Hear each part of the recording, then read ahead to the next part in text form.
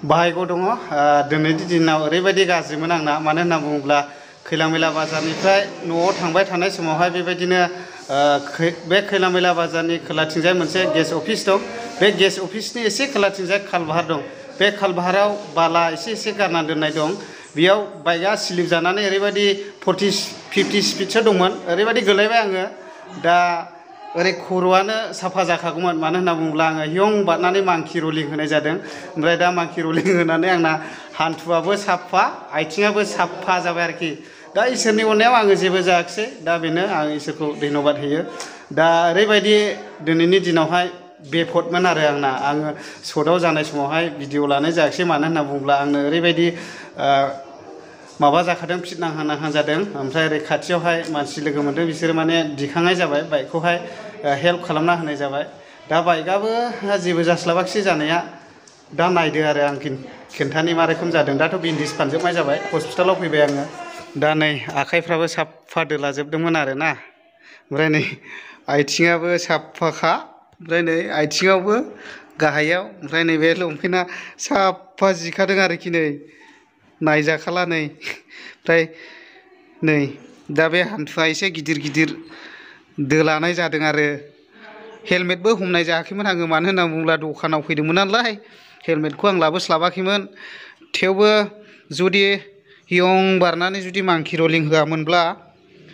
साफा खर'फ्रा दोलालाबायनो हागौमोन आरो गुस्थिफ्रा दोलालाबायनो हागौमोन नै दा बिदि आरोखि बाहायगौ दं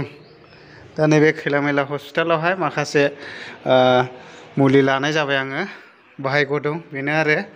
ओमफ्राय दा आङो जानाय जायगाखौ देखायनोसै दा आङो नोंथांमोननोहाय लकेसनखौ देखायनोसै नै बैयावनो गेस अफिसा दा गेस अफिसनिफ्राय ओरै फैनानैहाय नै ओरैहाय फैबाय आङो दा फैनानैहाय नैबे खालबाहार बेयावहाय सिगां खालबाहारमोन दा नैबेबायदि ब्रिज फिसा होनाय जाबाय आरो ओमफ्राय बेयावहाय 5G टावार लाइन फबनो थाखाय नैबेबायदि हाखर जावनाय दङ ओमफ्राय नैबे बाला फ्र फिसाखौहाय नै बिदि लामायाव दं आरो नै दा ओरैहाय अट' गंसे फैबाय थादोंमोन नै बेबायदिनो आरोना नै बेबायदि अट' फैदोंमोन ओमफ्राय सिगाङाव बाइक दंमोन ओमफ्राय आं ओरैनो 40-50सो स्पिड दंमोन आरो आंबो ओमफ्राय नै ओरै आं बे साइडजों लादोंमोन आरो नै दा नैबे साइडजों लानायावहाय नैबेबायदि अन्थाइ फिसायावहाय स्लिप जानानै सिगांनि साखाया आं डिसबो हमनाय जादोंमोन ब्रेकबो गानाय जादोंमोन ओमफ्राय एकदमबारे द्रु थांखादों आरोखि 40-50सो स्पिडआवहाय ओमफ्राय दा गारिया ओरै थांनानैहाय नैबे लामा गेजेराव गोलैदों आरोखि गारिया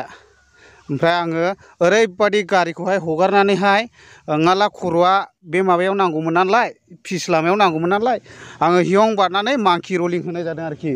दा मांखि रलिं होनानै ओमफ्राय आङो नै ओरैहाय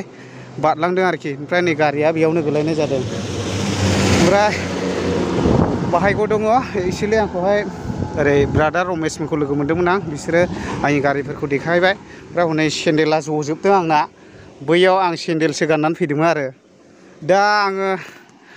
शटआवहाय नोंथांमोनहाय देखायनो हायाखिसै ओरैबायदि आंनो